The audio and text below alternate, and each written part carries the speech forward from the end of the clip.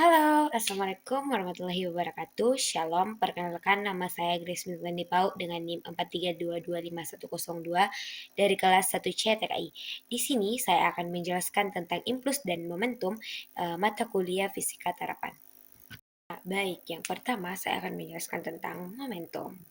Nah, apa sih itu momentum? Momentum adalah besaran fisika yang menggambarkan seberapa besar dorongan gerak suatu benda yang ditentukan oleh massa serta kecepatan benda tersebut. Semakin besar massa atau kecepatannya, maka besar pula uh, momentumnya. Nah, adapun persamaan momentum adalah P sama dengan M kali V, di mana P-nya itu momentum, satuannya itu ns, M itu massa benda, satuannya itu kg, kilogram, dan V itu adalah kecepatan benda atau satuannya itu meter per sekon. Nah, yang kedua itu ada impuls. Apa sih itu impuls? Nah, impuls adalah perubahan momentum yang terjadi akibat gaya yang bekerja pada suatu benda dalam selang waktu tertentu.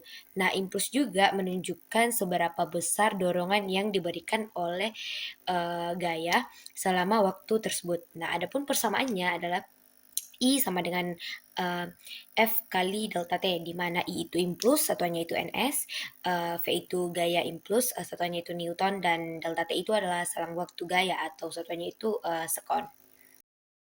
Baik, adapun contoh soal momentum, yaitu sebuah mobil memiliki massa 1.200 kg dan bergerak lurus dengan kecepatan 15 meter per sekon. Nah, tentukan besar momentum mobil tersebut. Nah, rumus momentum itu kan P sama dengan M kali V, di mana diketahuinya M-nya itu 1.200 kilogram dan V-nya itu 15 meter per sekon. Jadi 1.200 dikali 15 menghasilkan 18.000 kilometer per sekon. Jadi momentum mobilnya itu 18 kilometer per sekon. Baik, selanjutnya ada pun contoh soal impuls, yaitu sebuah kotak bermassa 3 kg didiamkan di lantai. Sebuah gaya konstan 20 Newton bekerja pada kotak selama 4 detik. Nah, hitung impuls yang diterima kotak dan kecepatan akhirnya. Di mana persamaan impuls itu I sama dengan F kali delta T, di mana F-nya itu atau gaya yang tadi itu 20 Newton dan delta T-nya itu 4S atau 4 sekon. Nah, 20 kali 4 itu 80 Newton, jadi impulsnya itu 80 Newton. Nah, baik, adapun bagian-bagian dari momentum itu ada yang pertama itu momentum, resultan momentum. Nah, resultan momentum itu adalah jumlah total momentum dari beberapa benda dalam sistem.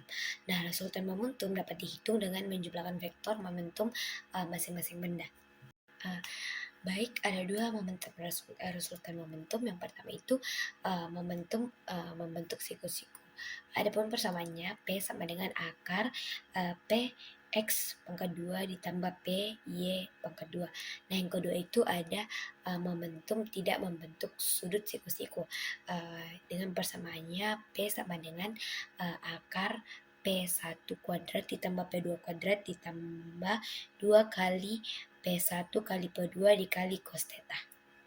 Baik, adapun contoh soal momentum membentuk sudut siku-siku, yaitu benda A bermassa 3 kg bergerak dengan kecepatan 4 meter per sekon ke arah sumbu X. Nah, benda B itu bermassa 5 kg bergerak dengan kecepatan 6 meter per sekon ke arah sumbu Y. Nah, tentukan momentum masing-masing benda. Yang kedua resultan momentumnya, dan yang ketiga resultan momentum terhadap sumbu X. Nah, yang pertama itu menentukan momentum benda. Yang pertama momentum benda A, massa benda A 3 kg dengan kecepatan 4 meter per sekon. Dengan persamaan massa dikali kecepatan 3 kali 4 sama dengan 12 kg meter per sekon. Jadi momentum benda A itu 12 km per sekon, arah momentum A-nya itu ke sumbu X. Sedangkan momentum benda B, massa benda 5 kg, kemudian kecepatan bendanya itu 6 meter per sekon, massa kali kecepatan 5 kali 6 itu 30 kg meter per sekon.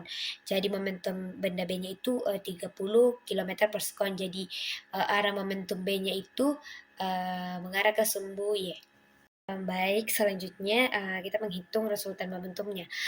Karena bendanya saling tegak lurus, jadi resultan sama dengan akar P kuadrat A ditambah P kuadrat B, yaitu akar 12 kuadrat ditambah 30 kuadrat. Nah, akar dari 12 kuadrat itu 144 dan akar dari 30 kuadrat itu 900. Nah, 144 ditambah 900 itu akar 1044. Nah, akar dari 1044 itu 32,31. Nah, selanjutnya kita menghitung arah resultan momentum terhadap sumbu X. Nah, kita menggunakan tan theta di mana PB per PA. Nah, di mana PB-nya itu 30 dan PA-nya itu 12, menghasilkan 2,5. Jadi theta sama dengan tan min 1 kali 2,5. Tetanya itu sama dengan 68,2 derajat. Baik, selanjutnya ada impuls pada gaya yang berubah-ubah. Dapat dirumuskan dengan impuls sama dengan integral gaya terhadap waktu awal sampai waktu akhir dikali gaya yang berubah terhadap waktu dikali selang waktu sangat kecil.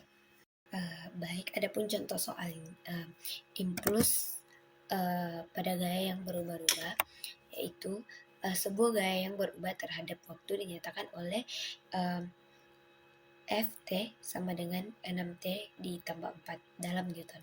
Gaya ini bekerja pada sebuah benda dari T sama dengan 0 detik sampai T sama dengan detik.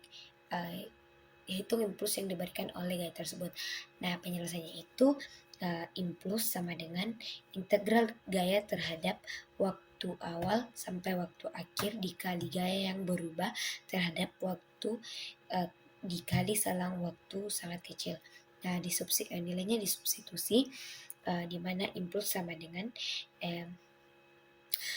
integral gaya terhadap waktu awalnya itu 0, kemudian waktu akhirnya itu 2 dikali gaya yang berubah terhadap waktu yaitu 6T ditambah 4 dikali selang waktu sangat kecil. Nah, kemudian integralnya dipisahkan, impuls sama dengan integral gaya terhadap waktu 0 sampai waktu 2 6T selang waktu sangat kecil ditambah integral gaya terhadap waktu awalnya itu 0 sampai waktu akhirnya itu 2, 4 dikali selang waktu yang sangat kecil. Nah, kemudian dihitung masing-masing sama dengan 3T kuadrat waktu awalnya itu 0 sampai waktu akhirnya 2 ditambah 4T waktu awalnya itu 0 ditambah waktu awalnya itu 0 sampai waktu akhirnya itu 2. Nah, kemudian dimasukkan batasannya, impuls sama dengan 3 kali 2 kuadrat dikurang 3 kali 0 kuadrat ditambah 4 kali 2 dikurang 4 kurang 0, menghasilkan 3 kali 4 ditambah 8, menghasilkan 12 tambah 8, hasilnya itu 20 ns, jadi impulsnya itu 20 ns. Baik, selanjutnya ada impuls pada grafik hubungan F kurang T adalah sebagai berikut. Impuls sama dengan L raster di atas T dikurang L raster di bawah T. Nah, rumus L raster itu adalah menggunakan rumus segitiga atau luas segitiga, yaitu 1/2 kali alas kali tinggi. Baik, ada pun contoh soalnya, itu yang pertama gaya mulai bekerja pada T sama dengan 0 detik. Nah, gaya maksimum 12 Newton terjadi ketika waktunya itu 3 detik. Nah, gaya kembali menjadi 0 pada saat waktunya itu 6 detik. Nah, gaya grafik gaya waktu membentuk segitiga. Hitung besar impuls yang diterima oleh benda selama gaya bekerja.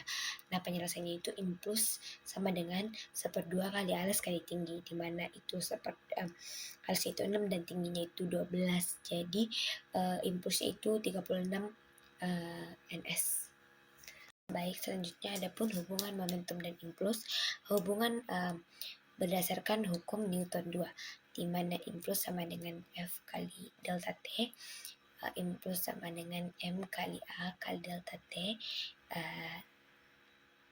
impuls sama dengan M kali delta V per delta T dikali delta T, impuls sama dengan M kali delta F, dan impuls sama dengan M kali Ft per Fo. Impulsnya itu P akhir dikurang P awal atau I sama dengan delta P. Nah, dari persamaan di samping, maka gaya pada momentum dan impuls dapat dirumuskan F sama dengan delta P per delta T sama dengan delta MFV per delta T. Baik, ada pun contoh soalnya, sebuah bola bermasa 0,4 kg bergerak dengan kecepatan 15 meter per sekon ke arah tembok. Setelah menempuh tembok, bola berhenti dalam waktu 0,1 detik. Nah, hitung impuls yang diberikan pada tembok pada bola. Nah, diketahui masa bolanya itu TM-nya 0,4, kemudian kecepatan awalnya itu FO-nya itu 15 meter per sekon, dan FT-nya itu kecepatan akhirnya itu 0 meter per sekon. Nah, adapun perubahan kecepatan delta V sama dengan VT dikurang FO sama dengan 0 dikurang 15 sama dengan min 15 meter per sekon. Nah, impuls sama dengan M dikali delta V. Nah, gimana M-nya itu 0,4 dikali delta V-nya itu min 15 menghasilkan min 6 ns. Jadi impulsnya itu min 6 ns. Kekalahan momentum. Nah, dari kekalahan momentum itu ada persamaan sesuai juga dengan hukum 3 Newton. Nah, pada slide ini ada gambar-gambarnya, ada persamaan-persamaannya. Nah, dari kejadian tersebut, suatu benda dapat memiliki kekalahan momentum dengan catatan tidak ada perubahan luar sistem. Nah, di mana sigma P awal dikurang sigma P akhir sama dengan M1 dikali V1 ditambah M2 dikali V2 sama dengan M1 dikali V aksen 1 ditambah M2 dikali V aksen 2. Baik, ada pun contoh soalnya, dua benda bergerak pada satu garis lurus. Benda pertama atau M1-nya itu 5 kg, kemudian F1-nya itu 8 meter per sekon, M2-nya 3 kg, dan V2-nya itu min 2 meter per sekon. Nah, serta terjadi tumbukan kecepatan akhir bendanya, kedua menjadi V aksen 2-nya itu 6 meter per sekon. Nah, tentukan V aksen 1-nya. Nah, kita menggunakan rumus hukum kekalahan momentum yang tadi. Nah, kemudian substitusikan nilainya 5 kali 8 ditambah 3 kali min 2 sama dengan 5 kali V aksen 1 yang dicari ditambah 3 kali 6. Nah, 5 kali 8 40, 3 kali min 2 min 6, 5 kali V aksen 1 tetap 5 V aksen 1 ditambah 3 kali 6 itu 18. Nah, 40 kurang 6 itu 34. V aksen 1-nya pindah ruas dan 18-nya pindah ruas ke kiri, jadi min 18. 34 dikurang 18 itu 16 sama dengan 5 V aksen 1. Nah, V aksen 1-nya yang dicari 16 dibagi 5 itu 3,2 meter per sekon. Jadi V aksen 1-nya itu 3,2 meter per sekon.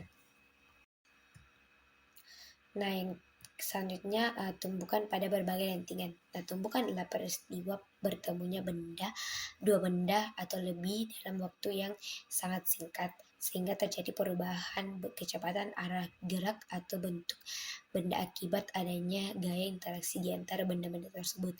Nah, adapun jenis-jenis tumbukan, yang pertama itu tumbukan lenting sempurna. Momentum dan energi kinetiknya itu tetap. Selanjutnya ada pun contoh soalnya, dua benda bergerak pada satu garis lurus. Benda A itu M1 itu 3 kg dengan kecepatan 6 meter per sekon atau F1-nya itu, dan benda kedua M2-nya itu 2 kg, kecepatan itu atau V2-nya itu min 3 meter per sekon. Nah, jika kedua benda mengalami tumbukan lentingan sempurna, tentukan kecepatan akhir masing-masing benda tersebut.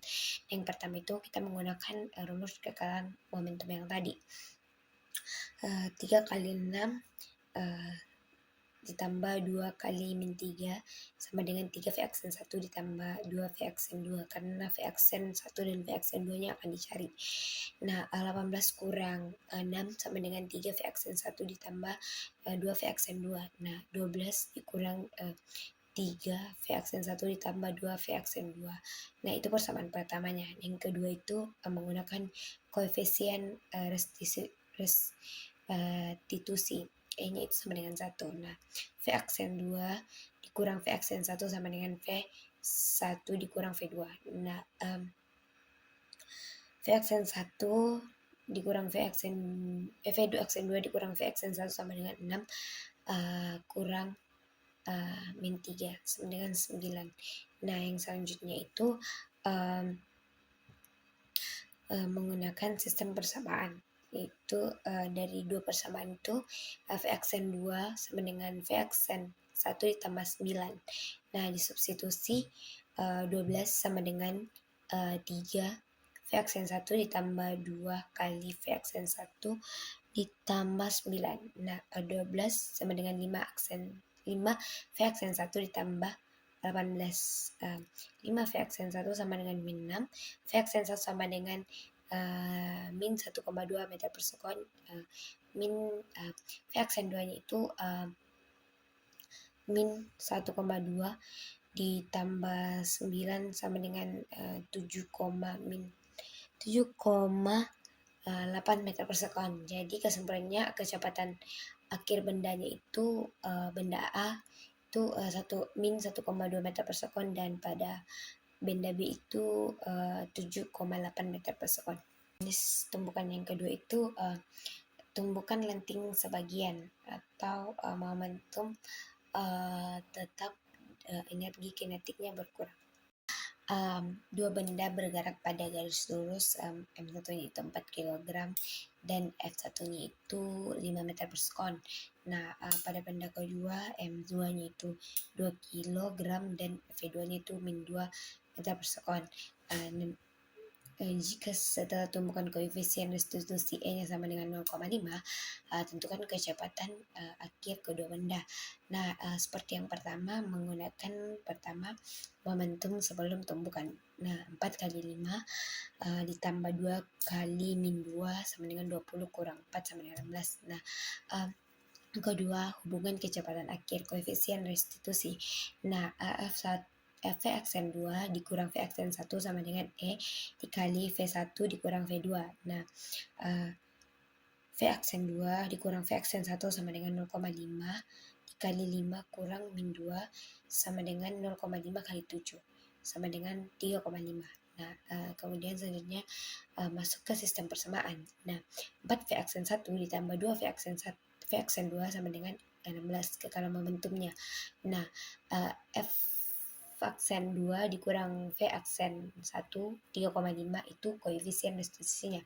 Nah, dari persamaan kedua ditemukan V aksen 2 sama dengan V aksen 1 ditambah 3,5, di mana kemudian kita substitusi 4 kali V aksen 1 ditambah 2 dikali V aksen 1 ditambah 3,5 sama dengan 16. Nah, V aksen 1 ditambah 2 V aksen 1 ditambah 7 sama dengan 16.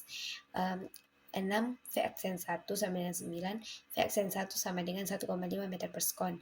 Nah, V aksen 2 nya itu 1,5 ditambah 3,5 itu 5 meter per sekon. Jadi kecepatan akhir benda pertamanya itu 1,5 meter per sekon, dan pada benda kedua itu 5 meter per sekon. Baik, yang ketiga itu jenis tumbukan tidak lenting sama sekali, benda menyatu setelah tumbukan.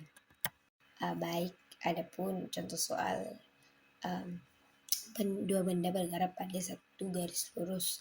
Benda A-nya itu atau M1-nya itu 3 kilometer 3 kilogram dan V1-nya itu 4 meter per sekon. Nah, M2-nya pada benda B itu 5 kilogram dan V2-nya itu min 2 meter per sekon. Nah, jika kedua benda mengalami tumbukan tidak lenting sama sekali atau E-nya itu sama dengan 0, nah tentukan kecepatan akhir kedua benda tersebut setelah tumbukan.